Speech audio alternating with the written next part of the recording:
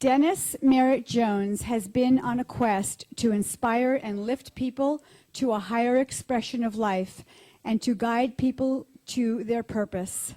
He is the author of The Art of Uncertainty, How to Live in the Mystery of Life and Love It, which has been nominated for a Books for a Better Life Award in the motivational category by the MS Society. And The Art of Being, 101 Ways to Practice Purpose in Your Life. Dennis is also a columnist for the Huffington Post. Please help me give a warm welcome to Dennis Merritt Jones.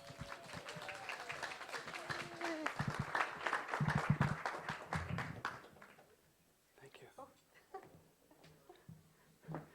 Good morning. Well, first I want to let you know, make sure you know that I'm here in the right spirit. Huh? I get to wear these one time a year, one day a year, and I guess this is it. So I'm really honored to be here with you this morning. I appreciate very much. I'm flattered by your invitation to come. My presentation this morning is based on my latest book, The Art of Uncertainty, but the real crux of the book itself is the subtitle, which is How to Live in the Mystery of Life and Love It. Can I get a witness that life is a mystery? Think about this. The ultimate reality about life is that it was a mystery before we got here. I mean, we came from the ethers of a place which no one really knows what it's about. We land in this garment of flesh and bone. Our soul takes residency in this body, which my friend and probably yours, Dwayne Elgin, capsulized it well in his book, The Living Universe, when he said, the body is really nothing more than a biodegradable, carbon-based, disposable vessel in which the soul journeys through the planetary experience until the appropriate time that it jettisons it and moves back on into the mystery from which it came. So the point is, we come from the ultimate mystery, we depart back into the ultimate mystery, but the truth is that the time between we get here and the time we leave here is no less a mystery. It is no less uncertain. And if you think about it, usually what happens in the human experience is that when uncertainty shows up in our lives, we've always lived in the mystery of uncertainty. And yet it's when times are challenging, when we're facing something that is extraordinarily difficult in the moment, where that's when uncertainty really pops up its head and becomes an obvious factor in our lives. But the reality is, we have been living in uncertainty from the day we were born. And it affects every area of our life. There's not one area of our lives where there's not some uncertainty that shows up at some point in our lives. Probably everybody walked in here this morning with some aspect of their life where there's some uncertainty going on. It affects our relationships, it affects our careers. My gosh, look at the economy. You know, Wall Street is, you know, the Dow is another great, that's just a barometer of how much fear is going on in our culture on a daily basis. So the bottom line is, uncertainty is a reality. The mystery is a reality that we get to deal with whether we like it or not. And so the question is, would you rather deal with it consciously or unconsciously? Actively or reactively? So the question we have to ask is, how do we make peace with uncertainty?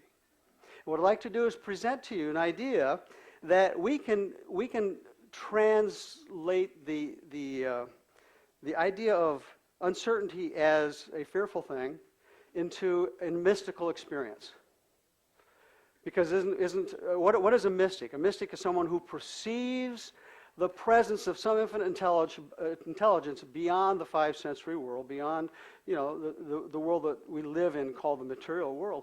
And it perceives that infinite intelligence, and a mystic will rely on that infinite intelligence for guidance, for wisdom, for direction. And the reality is that we're all mystics, whether we know it or not. When I do this, I like to see it either this or this, okay? That's the good news. The good news is we're all mystics. Some of us don't know it. The other news is this. Some of us are optimistics, and some of us are pessimistics. Now, which would you rather have? If you're standing on the edge of uncertainty, that's the metaphor that I use, is coming to the edge of the unknown. Which would you rather have holding your hand, a pessimist or an optimist? Kind of like the devil and the angel on the shoulders. The pessimist is saying here, whispering in your ear, don't look down. Oh my gosh, that's a long way down. Don't move forward with this idea. If you don't know where you're going, you could lose everything. And then the optimist is saying, trust, lean into it. Know there's some intelligence within you that's guiding you, lifting you, supporting you in this next step. And unfortunately, most of us were raised in a culture where pessimism was dominant.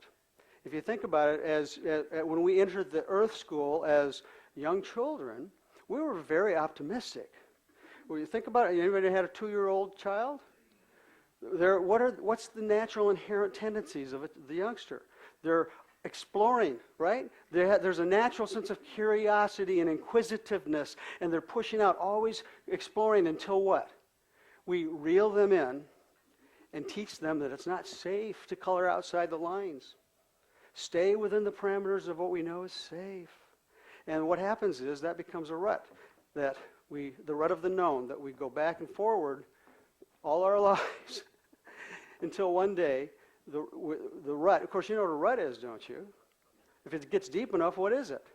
It's a grave with no ends on it. Okay.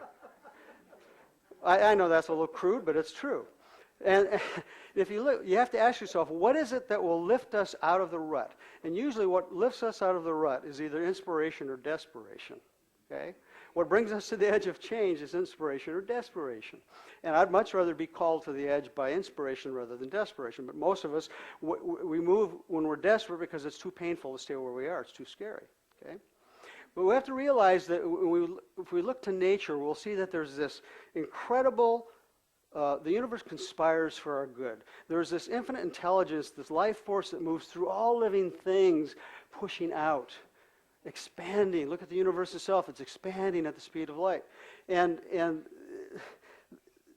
Ernest Holmes referred to it in The Science of Mind as the creative divine urge. It's that life force that's permeating all living things. And if it could speak, it pushes out and says, I've got to be more tomorrow than I was yesterday. Look at your fingernails, look at your hair, look at the things in nature. Everything that's alive is pushing out. It's growing. Growing things, living things that don't grow do what? They die, which is what the universal imperative is. Take a deep breath, because this is truth. And it applies to every area of our lives. If we're not growing, we're dying. If we're not coming to the edge of the unknowns, because if you think you can create anything new from within the field of what you already know, you're mistaken. Because what you create is another version of what you already know. So the only place that we can create something new is to step into the unknown. Have you ever seen a potted plant that was root bound? What's going on with that potted plant when it's root bound? It's confined, isn't it? The roots begin to turn in on themselves and choke itself off. And what happens eventually? The plant will die, sure. But what happens if you're wise enough to take it out of the pot and dig a bigger hole or put it into a bigger pot? What happens to it? The roots then turn out again, and that life force surges through that plant, and it's vital and alive because we've given it more space to grow. That is the metaphor for the unknown. And if we look to nature, we can see that this principle is at work on autopilot, if you want to call it that.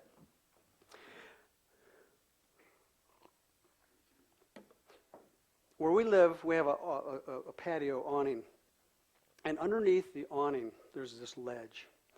And every year in the spring, the same family of sparrows will come. And they'll build a nest under the ledge in the very same spot.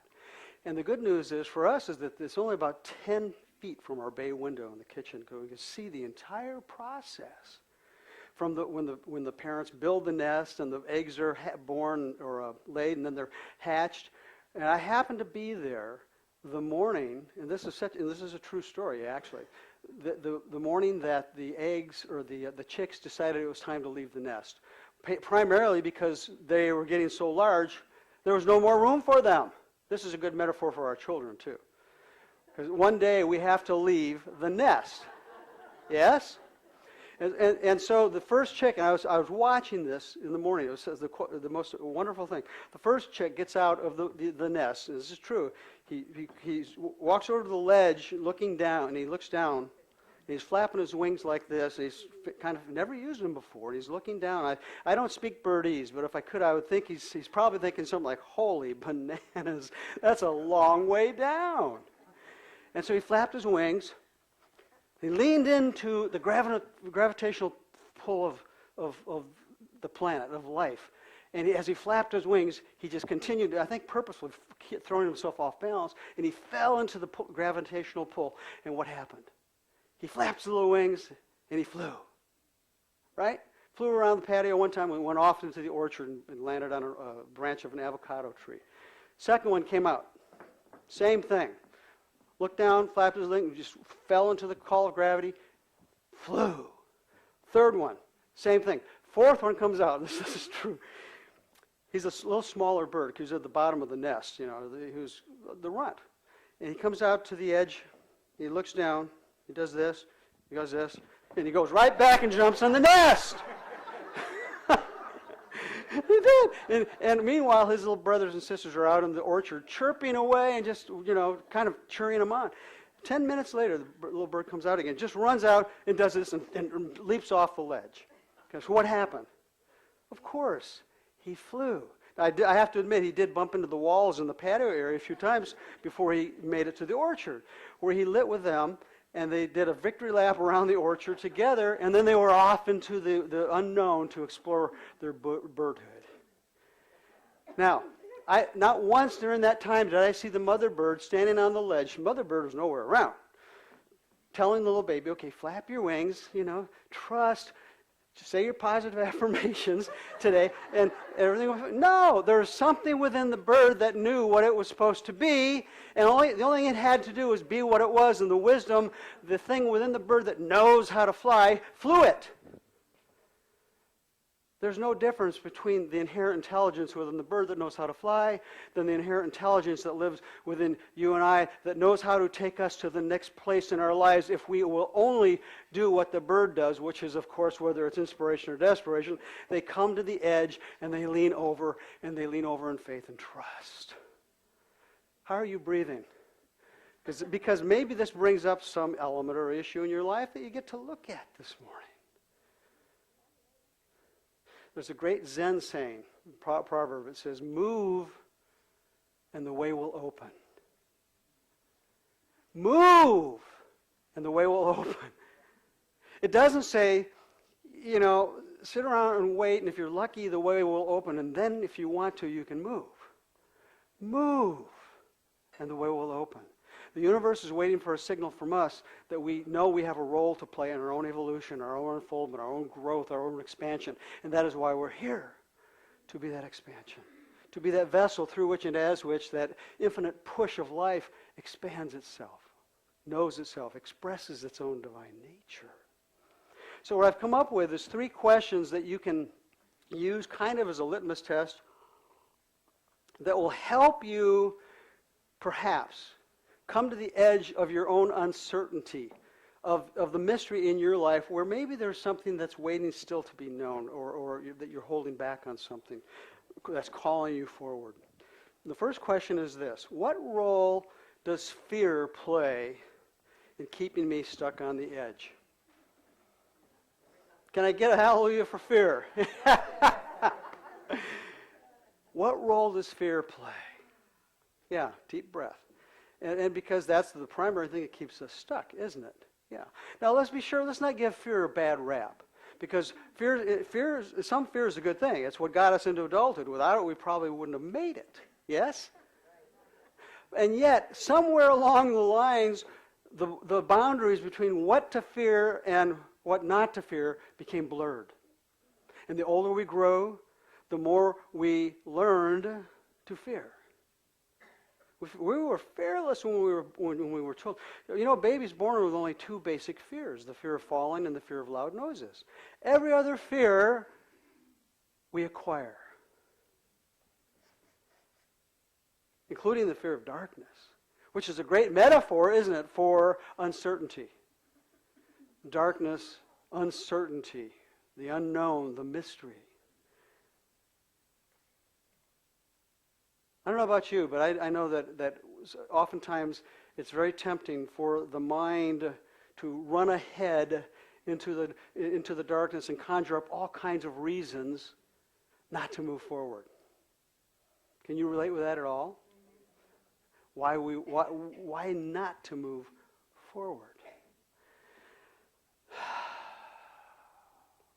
And yet we know that if we're willing to lean into it, in the forward movement comes a demonstration of what we need to have the experience of, to move through it. There was a time when I was a kid where I had my best buddy, Tim, lived about 2 miles away by how the streets went. And it was, we had walked that on a long, off-time basis, and then we discovered there was a ravine running behind our homes that was a straight line rather than the streets, and it was like a half a mile walk between my house and his. And this is true. The ravine was about 20 feet wide and about 10, 15 feet deep. And the kids would refer to it as Dead Man's Gully. And I would walk back and forth there during the day. I just had no problem at all. But at night, sometimes I'd stay at Tim's house late. And at night, when I came back through on the route of the ravine, I'd like to report to you that I walked. But that would be untrue. I ran like my pants were on fire. Why? Because my mind was out in front of me creating all kinds of goblins and monsters and horrible things, as well as they were behind me as well. Okay? and here's the metaphor. Here's the takeaway for me personally on that, is as I grew up, I stopped walking through ravines and at night. And yet, as an adult, there are still times in my life when the ravine experience shows up. And the temptation when scary things pop up is to run ahead and create all kinds of reasons not to move forward. Now, as I grew up and as I spiritually evolved and matured, I became aware that I was at choice. I could either choose to respond to those fears when they popped up, or I could react and turn and run. You know, there's a great acronym for fear, FEAR. You all know the one, false evidence appearing real. Here's another one for you. It's got more rubber on it. How about this? Forget everything and run. Which is what we do. We tend to, when something scary pops up, we tend to metaphorically turn and run. Sometimes it's running to the refrigerator or the liquor cabinet or the medicine cabinet or the shopping mall or whatever it is to avoid dealing with the fear that's popping up in front of us. There's 3 things to remember about fear. And as you come to the edge, this is not to say that the fear won't be there and that it's not a real fear that should be entertained. And yet, we're always at choice of whether we're going to deal with our fears that are keeping us from moving forward, either reactively or proactively. Yes? Okay. The 3 things that you can remember about fear is this. Number 1, fear is not out there. Take a breath. Fear is an emotion that arises from within us as a response to something out there, a stimulus out there. So the first thing to remember is you can run, but you can't hide from your fear. You can take the trips down the river of denial, the drugs, alcohol, whatever your way of avoiding dealing with your fears is, and yet when you come back from your trip, that fear will be waiting there for you like a loyal puppy dog, waiting to pick up where you left off. Can you relate with that? Good. Well, I'm glad to know I'm not alone this morning. So understand. That's just the first thing. Is understand that you need that it's going to it's something you can't avoid. The second thing about fear that you can remember is this: is that almost every fear we have, I would say every. Let's just go to the absolute. Every fear we have is attached to a concern of loss of something. It's attached to a concern of loss of something. And it could be something imagined, or it could be something tangible. I mean, there's legitimate fears, a fear of losing your life, or a fear of losing a loved one, or a fear of losing a job, or your home, or your reputation, or your title. You know, fear wears many different, very convincing disguises. Anger, jealousy, rage, envy, these are all fear in drag. And we have to understand that at some level, every fear, if we be conscious enough, every fear we have, if we're willing to hold it out in front of us and examine it, we will see that it's attached to some sort of loss. And so the question that we need to be very clear on is, really, what is the loss that I'm attached to here, and can I approach it proactively rather than reactively? Because when I approach it reactively, I don't get anywhere.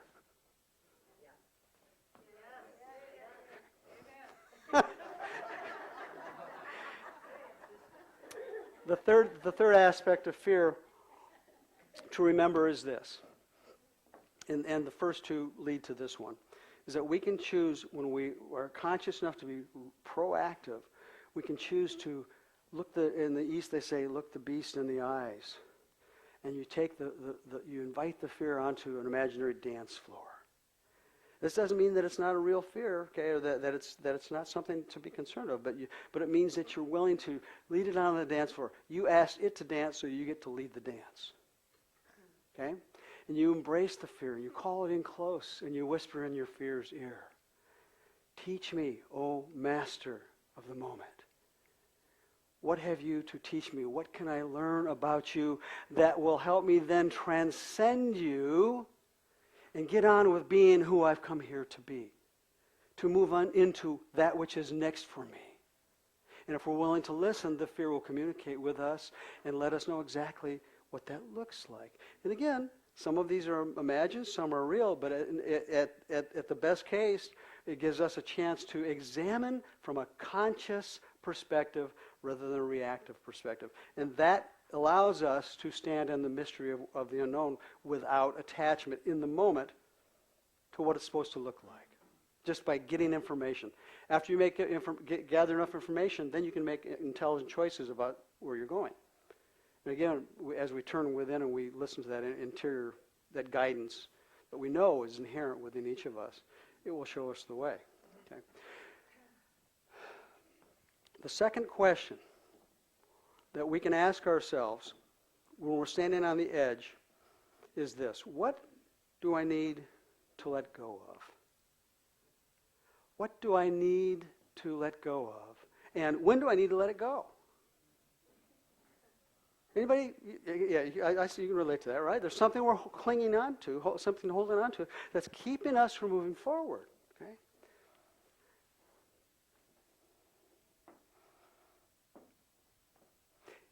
Would you like to have a great way to understand what it is you need to let go of? If you're willing to be conscious enough, listen to the stories you tell.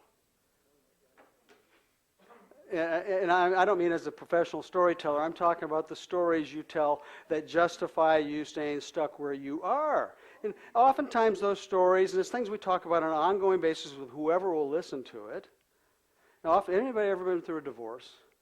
Oh, it's a great place to have stories, isn't it? That we continue to drag along with us like a ball and chain, you know? Can I hear 3 times out there? Okay. So, here's and you know what I mean, you all understand what I'm saying about if you listen to the stories you tell, so oftentimes it's attached to being a victim. Sometimes it's attached to projecting you way out into the unknown where you live consciously in fear. And yet, if you listen to the stories, it will reveal to you what is holding you back. And if you're really courageous, you ask one of your friends that you truly trust and feel safe with, tell me the stories that you hear me saying.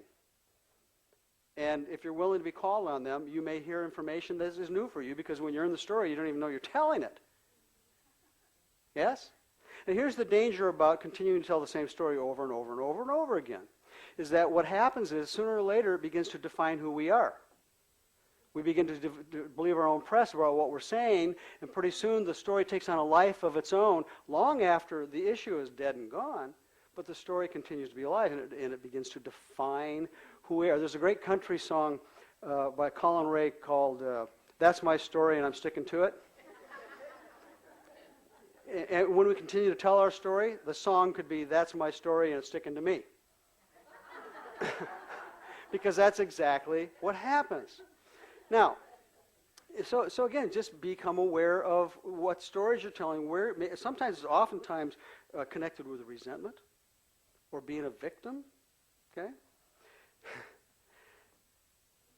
Yet sometimes the story is not necessarily negative. But if it's still keeping us from moving forward with our lives, it deserves to be looked at. Anybody here stuck in the 60s? They're all at one table over there. Okay, right on, brothers. You know, and that's my point is this: that it's not always bad things that are stories that keep us stuck. I had years ago when I was a minister of a church, I had a gentleman come to me who was a member. This is about 20 years ago, and this is a true story. It's actually in the book. His name was Stan. He was 90 years old. And he came to me, and he was very disappointed. He had been widowed for 5 years, and his beautiful wife of 60-plus years had made her transition and was gone to heaven. And he said, you know, I'm ready to get back in the game.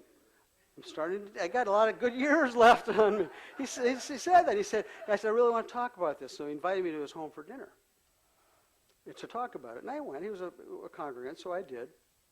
And I come in the house, and he's sitting for dinner. So, of course, his first story was, you know, I can't get a relationship. You know, he said he had been dating, had no trouble getting dates because he was a dapper, really a nice gentleman. You know, very spry, had a little sports cap, and always wore nice suits. He said, I have no trouble getting dates. I'll get a date. I'll go out once or twice with these ladies, and then they won't see me again. And I need to know what's going on here, because I really want to have another relationship. So I'm sitting with him at dinner, and I'm looking around his home. It took me two seconds to summarize what the problem was. His home was a museum, a dedication, a shrine to his wife, yes. Pictures of her on every wall, literally. Her clothes still hanging in the closets. Still wearing a wedding ring. Okay? And I lovingly pointed this out to him. And we did and I told him, look, what you're telling the universe is there's no room for anything new. There's no room for anything new. And so we need to be able to let go of what was, even if it was so great as it was, it's time to let it go so we can move on. And we did some prayer work, affirmative prayer work over that. And true story and I think the prayer worked, or he got the message one way or another, because I ran into him in the grocery store about 6 months later, arm in arm with Florence, his new fiancée. So he got it. See? He got it. So we all have some stories that we tell, whether we're conscious of them or not. And sometimes those stories define us without even knowing that we're being defined by them. And, you know, so maybe the question that we ask ourselves is, who would I be without this fill in the blank? Who would I be without this resentment? Who would I be without this relationship? Who would I be without this career? Who would I be without this reputation or this title? And once we begin to do self-inquiry on these things, we make space for what can be. Okay? In the Tao Te Ching, there's a great quote. I love it. It says, when I let go of what I am, I become what I can be. And when I let go of what I have, I receive what I need.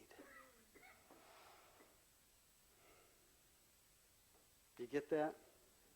And now for the when to let go. You know how to arrive at the what, now the when. You know, everything in life comes down to seasons. If you look at nature, you see seasons at work, don't you? Every season serves a purpose unto the next season. And any place you look in nature, and I continue to go back to nature when I want to really understand how life works in its perfection, as I go back to nature. And every season has, there's seasons of light. There's seasons of darkness. There's seasons of warmth and seasons of cold. There's seasons to grow and push out, and there's seasons to trim and prune and cut back. That's the wisdom of nature. And it always, when we participate consciously at that level, we can submerge ourselves in that same consciousness. We can see these seasons at work in our lives. In my meditation garden, I have roses that are going crazy right now. Absolute full bloom. Amazing, beautiful roses. Okay? 10 feet away, a peach tree that is absolutely barren. Fruit's gone, leaves are gone, it looks freaking dead. Right next to each other. And so when I go out into the rose garden and I meditate, I listen. And not once have I heard a rose bush grunt and go, I gotta be more beautiful, I gotta push these flowers out.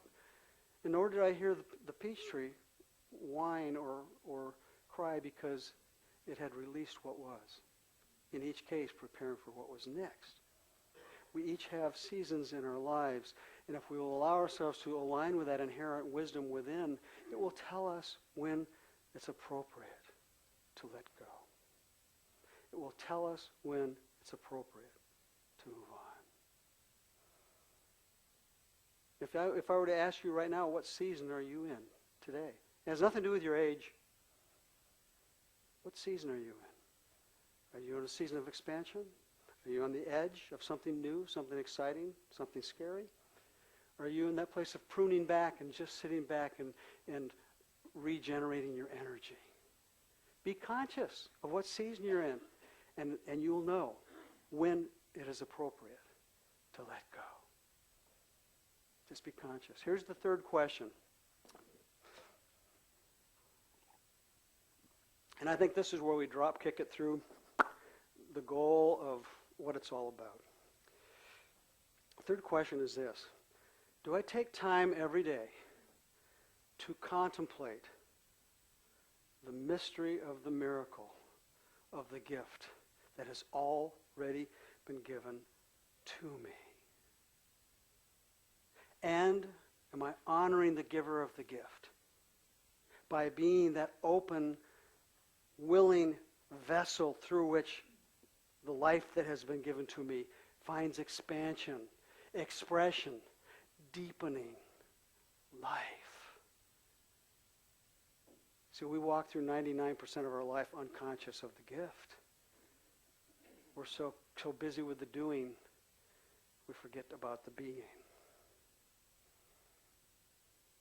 And just that question alone invites us into the sanctuary of self-inquiry. Oh, self-inquiry is such a wonderful thing. My friend Dwayne Elgin, in his book, The Living Universe, great book. Have you ever read that? Great book. Yeah, I'd recommend it. He tradition. The first miracle is this, and these are contemplations. The first miracle is that anything exists. That's a miracle. Think about it. Anything exists. The second miracle is that living things exist.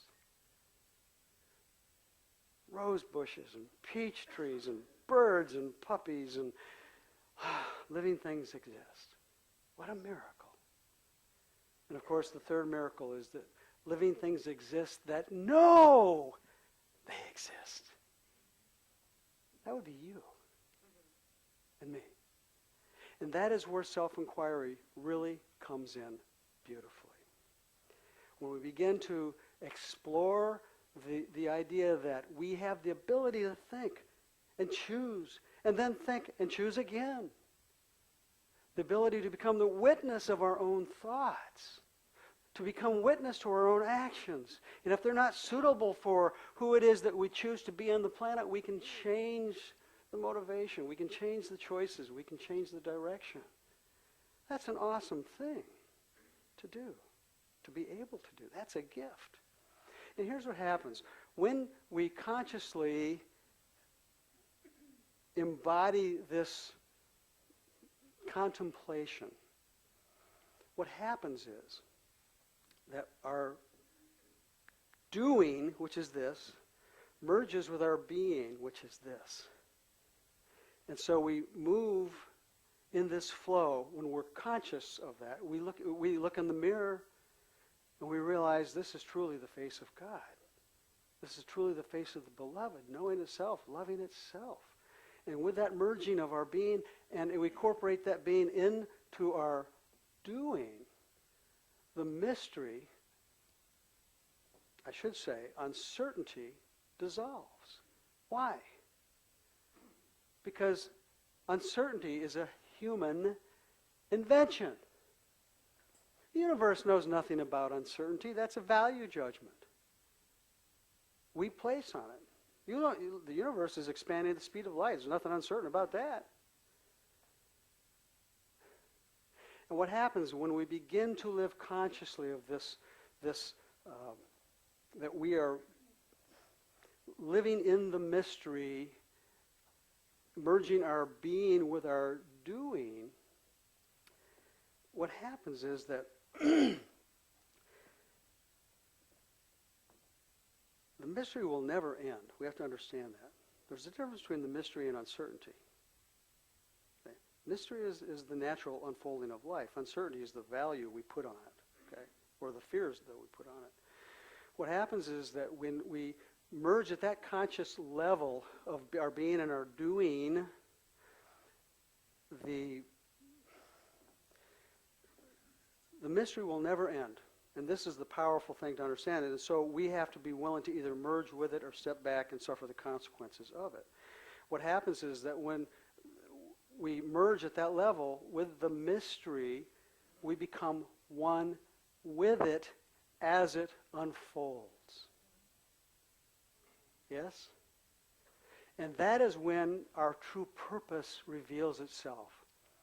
Is when we're not attached to the future. We're not attached to the past, but we are deeply involved in the moment of creating the being, the experience of who we've come here to be. And that's when our mission, our purpose for being, continues to unfold. And you have to come to the edge and step off in order to see what that unfoldment's going to look like. Richard Bach, in his great book, Illusions, summarized it so beautifully. He said, here's a test to know if your mission on planet Earth is complete, if it's finished. If you're still alive, it's not. So I close with the profound words of French philosopher, poet, I think mystic, Guillaume Apollinaire. Come to the edge, he said. They said, no, we're afraid. Come to the edge, he said. They came. He pushed them. They flew. Come to the edge. The inside edge. There's more for you to do and be. And you'll never know what it is if you don't come to the edge and lean over. Thank you for allowing me to be with you. Thank you. Thank you.